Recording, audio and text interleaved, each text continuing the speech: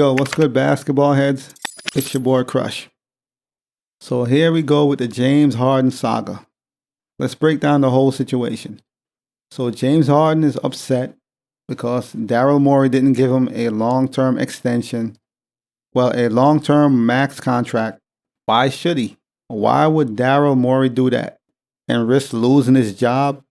After seeing James Harden for 2 seasons, I would not give him a long-term max contract. That's crazy. If you gave James Harden 4 years or 5 years, what? That's going to lead into him being 37, 38? That's a crazy deal. That would be a crazy contract. So of course Daryl Morey is not going to give you a max long-term contract. So Daryl Morey offered him 2 years and he was unhappy. And this is how the whole saga begins. So let's go over James Harden numbers. So during the 2023 season, James Harden averaged 21 points, 6.1 rebound, 10.7 assists. He had really good numbers. I mean, considering he's playing with Joel Embiid and others, yeah, that's really good numbers. But the issue is that don't translate to winning. Yes, he's playing great as a second option, at times a third with Maxey, but comes playoff time, they can't make it to the finals. He shrinks. He goes back to his classic James Harden. And can you be mad at Daryl Morey for not wanting to pay him or give him a long-term contract? 2 years makes sense to me. Why would I give James Harden 4 years a long-term? For him to be 37, 38? Nah, that's crazy. So once again, he's unhappy with that, and the saga begins. Philly are for sure one of the best teams in the NBA, in the East with James Harden. They're good for the regular season. They're going to make top 4. No problem there. They're going to make top 4 in the East. No problem. But comes playoff time, that's where the problem arrives. James Harden can't rise to the occasion. So being upset, now James Harden slams Daryl Morey, calls him a liar, publicly slams him and say he's a liar. And he will never be a part of an organization he's a part of. So that relationship is basically tarnished. It's broken. But James Harden is still on the roster. And you don't want to have an unhealthy locker room, him returning for training camp. The energy ain't right. You can't be successful if the energy is not right. So that's a problem. So while he was in China, he dropped a rant, an explosive rant against Daryl Morey, calling him a liar, etc., etc. If you are new to basketball or you haven't been following, James Harden and Daryl Morey goes way back since 2012. In Houston, Daryl Morey was the GM in Houston. They had a great relationship at the time, so they go back a while. James Harden is one of Daryl Morey's favorite player, if not his favorite. But because Daryl Morey refused to give him a long-term extension, now their relationship is broken and it's drama. So with that being said, James Harden wanted to be traded to the LA Clippers. Need I remind you, Russell Westbrook is in LA on the Clippers. Russell Westbrook played with Harden in Houston. That didn't end well. They had a falling out. Russell Westbrook left town. He went to the Wizards. So my question is, do James Harden and Russell Westbrook want to reunite once again? Because James Harden wanted to go to the Clippers. And if I'm the Clipper organization, I'm good. James Harden is a diva and he brings too much drama. So if I am the Clippers, I wouldn't even entertain bringing in James Harden. I know on paper it might look good. Oh, James Harden. So we could have a 4-headed monster, but I'm good on that. That's just me. But who knows? He wanted to go to LA, to the Clippers. I think that's now off the table as far as trade talks. Philly's no longer doing trade talks. So now he's expected to return to training camp. So with that being said, last summer, James Harden took a sizable discount to allow the 76ers to re-sign him, while also leaving money on the table for signings like PJ Tucker. He did do that. So he did take a pay cut the previous season so they could get PJ Tucker. I'll give him that.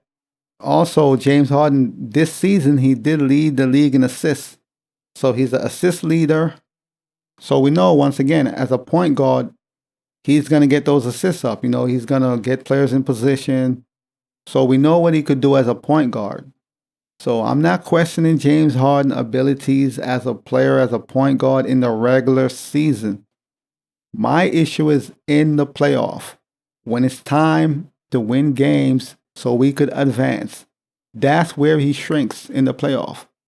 Playoff rolls around and James Harden shrinks. The Philadelphia 76ers should have not lost to Boston. The 76ers should have beaten Boston. And I'm not going to put that on Doc Rivers coaching. You could put it on Doc Rivers somewhat, but it's also the players. James Harden shrunk. Joel Embiid shrunk. Both stars never rise to the occasion, hence why they got knocked out. So, just to recap, James Harden took a pay cut last season. He also led the league in assists while averaging 21 points per game and 6 rebounds. So he had a very good season, regular season. But in the playoff, he was inconsistent. He had 2 good games, and the rest he was, where is Harden? So Harden had 2 masterful games in the playoff, but that's not good enough. If he just had 1 more masterful game, the Sixers would have advanced. So after a disappointing 2023 playoffs, Harden was eligible for an extension. The 76ers choose to not offer him one. Well, not offer him a new contract. He did take the pay cut with the understanding that the 76ers would make him whole with his next contract. So he took the pay cut, with the understanding they're going to take care of me the following season. But Daryl Morey failed to do that, and that left Harden disgruntled, and here we are. So last week, the 76ers deemed that Harden will not be traded. So Harden accepted his $36 million player option under the impression he will be traded to a team that will be willing to give him an extension next summer. The 76ers deemed last week that Harden will not be traded, which led to him trying to force his hand, basically. So this is Harden's 3rd trade request in 2.5 years, which is kind of worrisome because the man is always disgruntled at some point. Not long into his contract, he's always unhappy. And truth be told, you can't trust him. James Harden can't be trusted. He acts like a diva, and any small reason, once he get upset, he wants out. James Harden get upset, the first action is, I need to get out of here. Now here is the kicker. James Harden will not be eligible to sign a contract with any NBA team if he doesn't show up at the 76ers training camp. So he has no choice. He has to show up to training camp. There's no way around it. If he don't show up, he won't be eligible to join any other team. So even though Harden has no interest in reporting to training camp, he has no choice. He has to show up. If he don't show up, he's screwed basically. So he have to show up to training camp. His hand is tied. On top of that, if he skips training camp, they will fine him. So, he will be looking at some hefty fees if he skips training camp. So like I said, the ramification of James Harden not going to training camp is big. And I don't think he wants that. So I'm going to assume he is going to show up to training camp. Even if he's disgruntled, he's going to show up. So once again, if he doesn't show up to training camp, he won't be able to negotiate or sign a player contract with any other professional basketball team unless and until the team for which the player last played expressively agreed otherwise.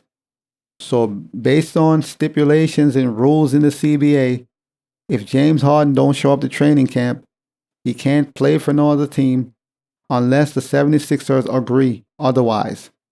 So all this extracurricular activity, there's no point.